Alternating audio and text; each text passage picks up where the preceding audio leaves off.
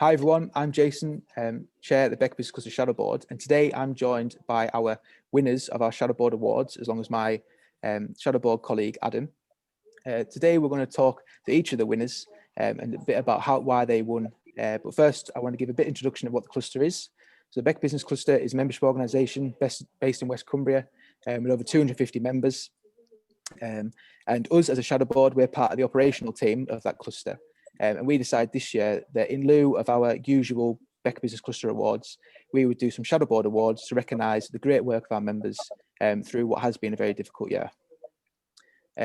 So without further ado, Adam, do you want to introduce our first award winner?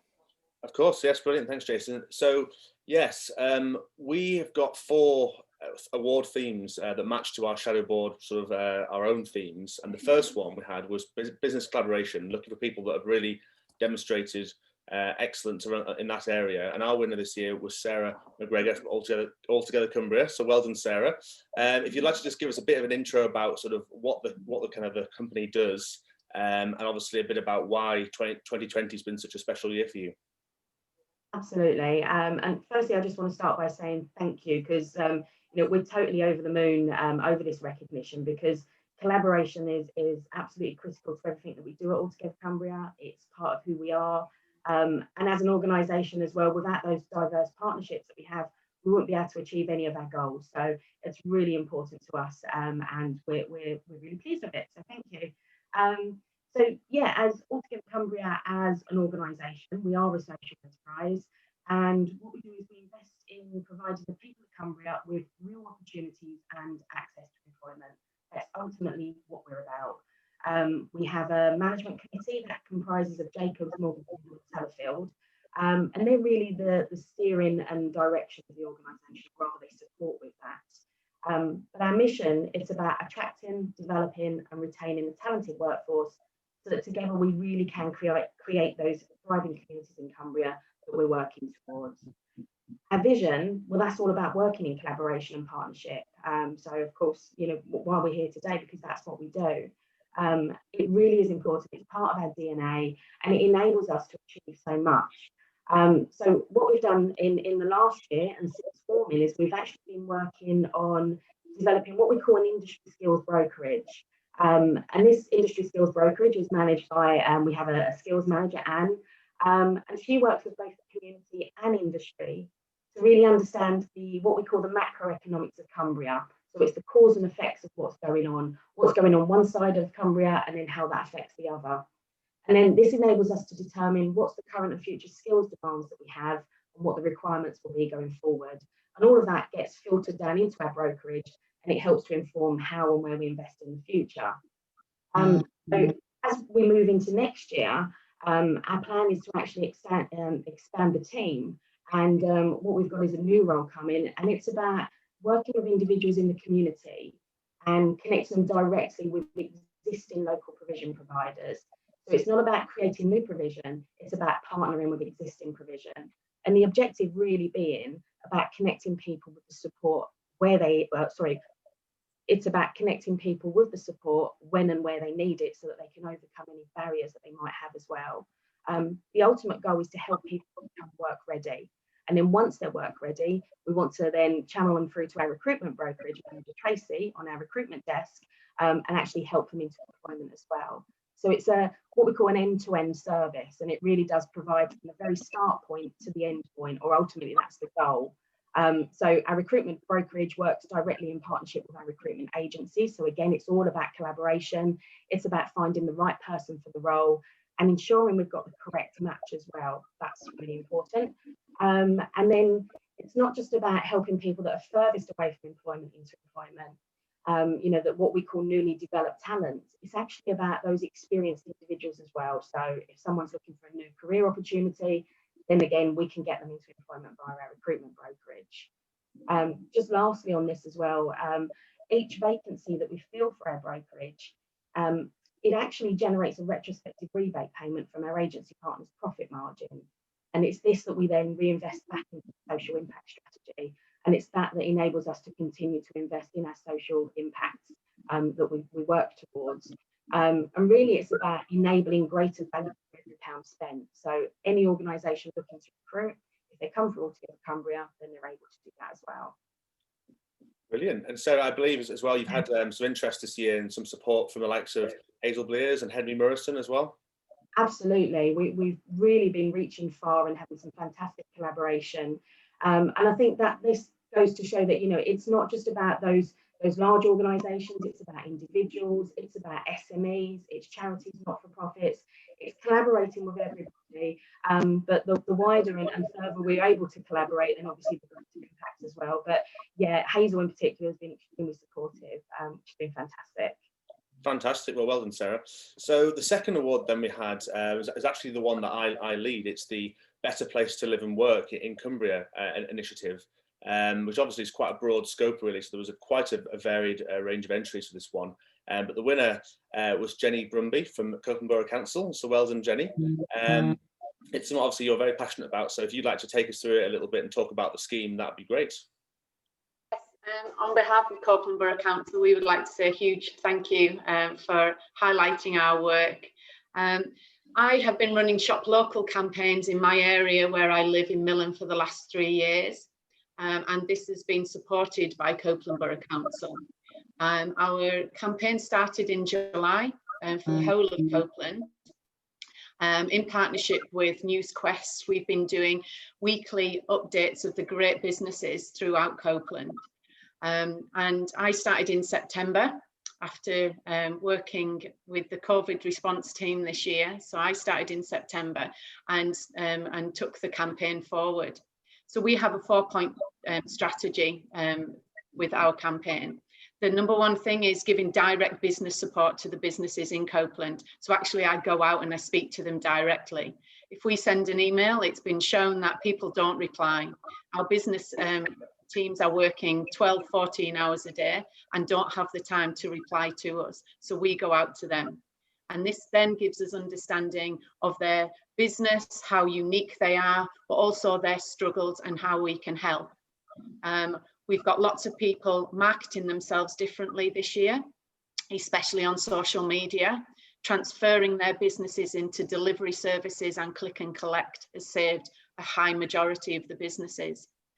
And what we've said is if you can get through this year, then you can get through anything, because we've been hit by so many different problems.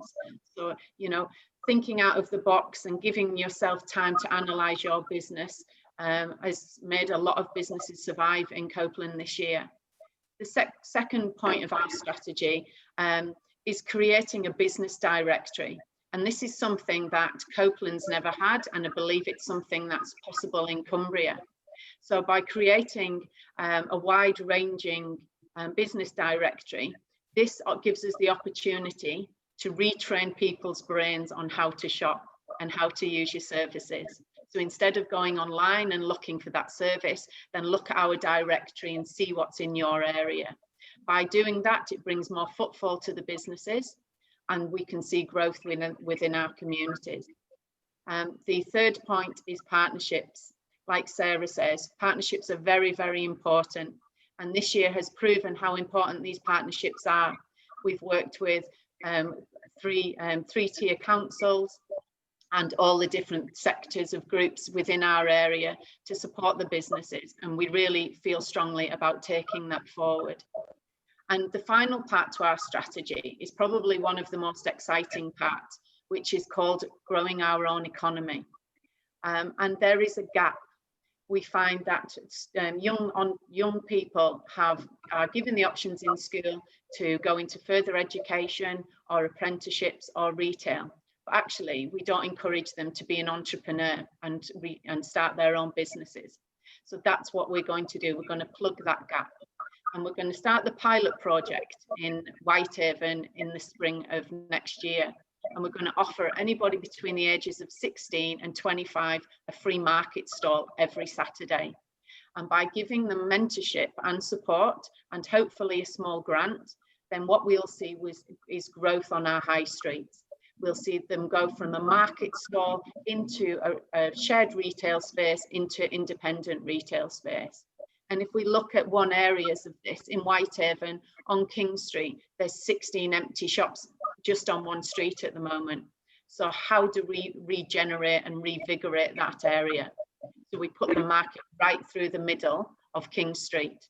And by doing that, it creates footfall to the stalls, it creates footfall to the local businesses. So people actually realise that there's a lot more out there to offer.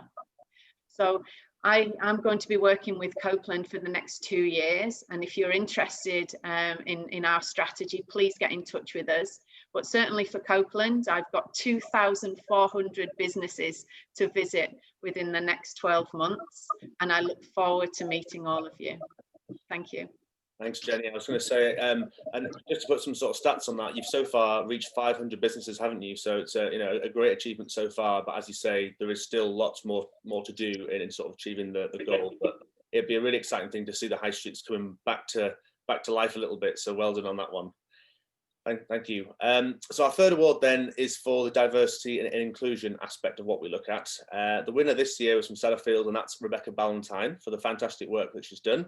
I won't try and summarise this and not do it justice here. I'll let you go through it, Rebecca, in your own time. So yeah, so first of all, well done. And if you'd like to take us through what you're up to this year, that'd be fantastic. No, that's great. Thanks very much. Firstly, I'd like to say a huge thank you to receive this award. I'm absolutely thrilled. It came as such a shock, so really grateful to have received that. So this work was involving Creative Kids Cumbria, which is a free creative STEM hub, which is the science, technology, engineering and maths. And this was really established in lockdown, and it was to provide support to parents and carers that had found themselves having to work from home and try and homeschool their children at the same time, which is obviously, incredibly challenging to try and juggle those things. So my background is chemistry. I'm a chartered chemist at Sellafield, and I have a real passion for STEM. So that is to go into schools, to volunteer, to discuss the different career options, and also to challenge those gender stereotypes that are often apparent in those industries. And it's really to demonstrate to those groups of children and young adults that they can go and do anything. You don't need to come from a certain background or have a certain career path to get to a role. We need diversity in these areas. So part of my passion in this area is really to challenge that and to be quite vocal in doing so. So Creative Kids itself was based upon short 30-minute sessions using materials that you'd find readily at home, because obviously it was really challenging to get anything at all during lockdown. So really we were looking at the recycling, we were looking at items that you'd find in the kitchen, and it was about using creative aspects to go and play, to spend some time together, to have some structure that would enable the parents and children to come together to be able to create something, and feel as though that time was worthwhile. Obviously, there was a huge amount of pressure and anxiety at the time. So this really was to provide some support to parents that were really having to wear several hats, trying to juggle lots of different responsibilities and also deal with the added anxiety of what was happening out there in the media and in the wider news. So we followed various themes. We obviously had Easter, we celebrated VE Day, but we also included nature and well-being in those areas as well. And the feedback was just absolutely fantastic. And at the peak of the pandemic, we were supporting around 900 families in and around Cumbria and the surrounding areas. And I think it just brought a real sense of community and a real sense of togetherness. Obviously, we had our key workers out there doing a fantastic job.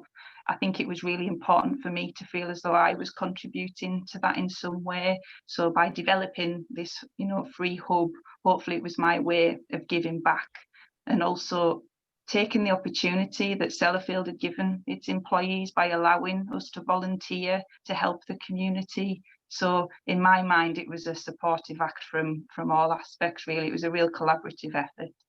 Thank you very much. And I think what's really commendable as well, Rebecca, is that some people, some of our award entries have excelled at supporting their own business in their own role, but clearly what you're doing is going over and above your role, and it's something completely unlinked really to your day job. So that's obviously a massive thing to take on. And as you say, 900 families is a massive size that this thing grew to. So Creative Kids was obviously a very successful program. I'm sure people got a lot of benefit from that over what's been quite a difficult time for many, as you say, balancing. But yeah, well done.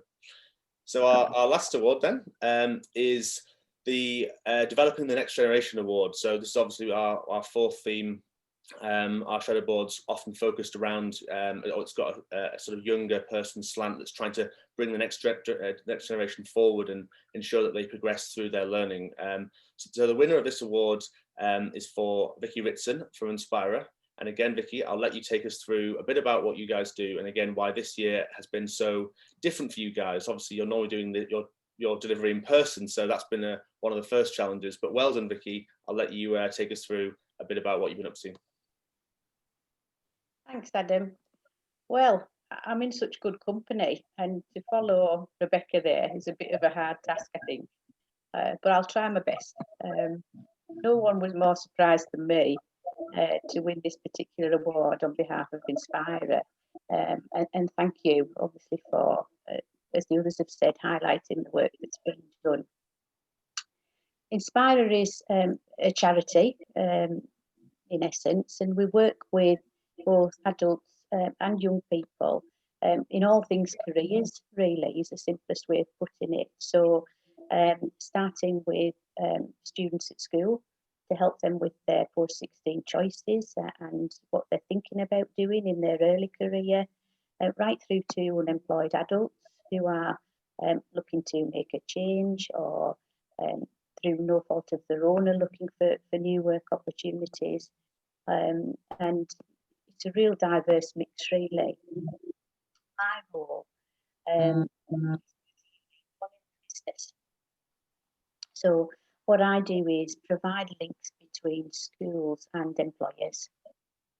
And there's real good reason for this. Research has shown that the more contact that students have with employers while they are at school, the less likely they are to be NEET, that's not in employment, education or training, when they leave school. So it improves their chances of success on leaving school, essentially. And this is something that we're really passionate about, particularly given what's happened in the last 12 months.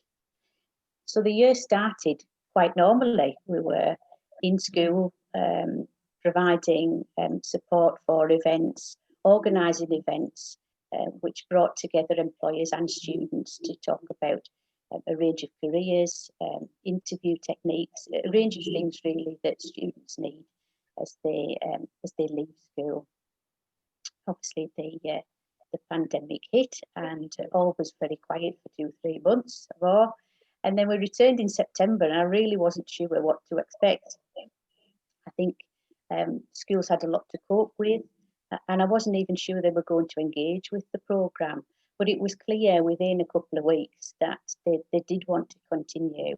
And the question was how we were going to do that really safely and within the restrictions that they were working under. So face-to-face was out. We had to think of something else. So we got on the Teams. We got on Microsoft Teams, and we started doing some one-to-one live chats, live into classrooms.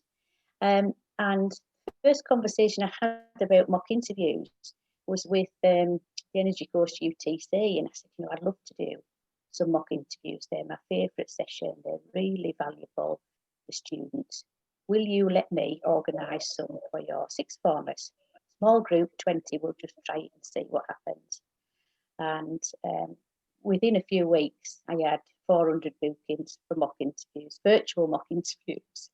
And it was an attempt to do 750 mock interviews, not all on the same day, but with 4 or 5 more schools, and particularly working with the likes of Year 11, who, as I say, will potentially go out into the world of work very soon, next summer. The challenges of moving to working digitally have been many, particularly as you're at home and you're trying to help the school to work through those technical elements that you're not sure of yourself. It has been a real joint effort, and something that does work really well now. And I'm so pleased we tried it and we're able to roll it out into the new year.